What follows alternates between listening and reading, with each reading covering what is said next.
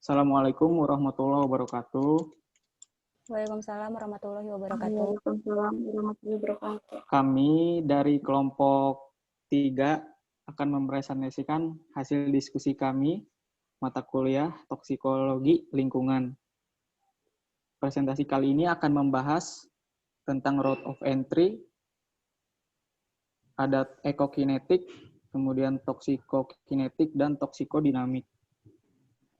Perkenalkan, nama saya Im Alif Nugraha sebagai moderator, dan juga rekan-rekan saya ada Handitya Kastiana akan membahas tentang route of entry, kemudian Hilda Nurfalah akan membahas ekokinetik, Ivan Nur Hakim sebagai pemateri toksikokinetik, dan juga Mira sebagai pemateri toksikodinamik.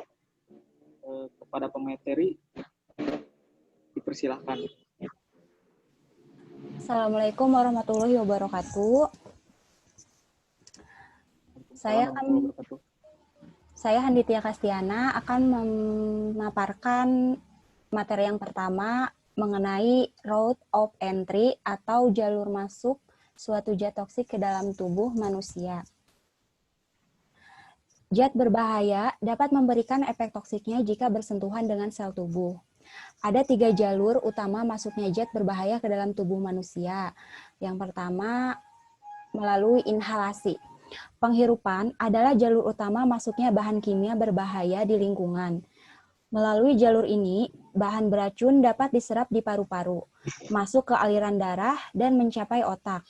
Jenis zat yang dapat dihirup yaitu sebagai gas, uap, dan materi partikulat yang mencakup debu, asap, dan kabut.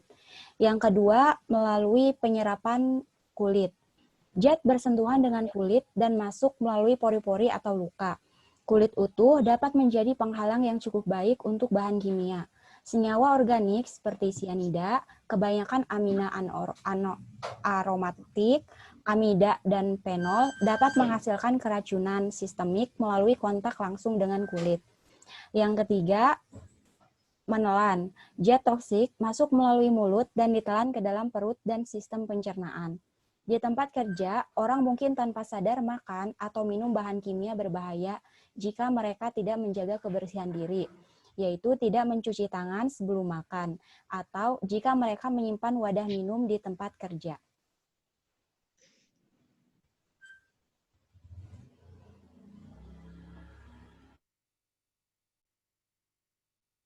Selanjutnya, saya Hilda Nurfalah akan menjelaskan tentang ekokinetik.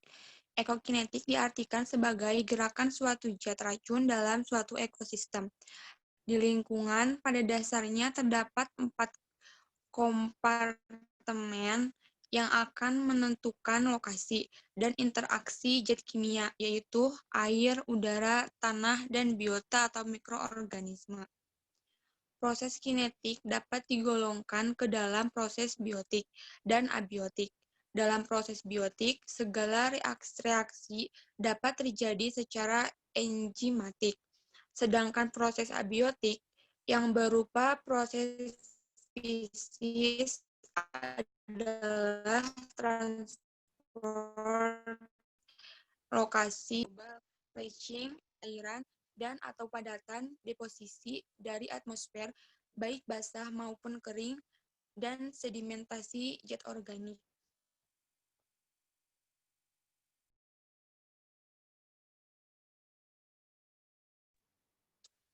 Selanjutnya, saya akan menjelaskan tentang toksikokinetik. Efek toksik timbul jika xenobiotik terabsorpsi kemudian ditransfer bersama sistem peredaran darah melalui reseptor. Hasil interaksi xenobiotik dengan reseptor akan menimbulkan efek. Di sini ada 3 proses toksikokinetik, yaitu yang pertama absorpsi atau proses invasi. Proses invasi disebut juga dengan absorpsi, yang ditandai oleh masuknya xenobiotik dari tempat kontak atau paparan menuju sirkulasi sistem tubuh. Yang kedua itu distribusi. Ada 2 hal di sini yang mempengaruhi faktor distribusi, yaitu faktor biologis dan faktor sifat molekul xenobiotika. Yang ketiga itu eliminasi. Jalur eliminasi yang paling penting adalah eliminasi melalui hati atau reaksi metabolisme dan dan ekskresi melalui ginjal.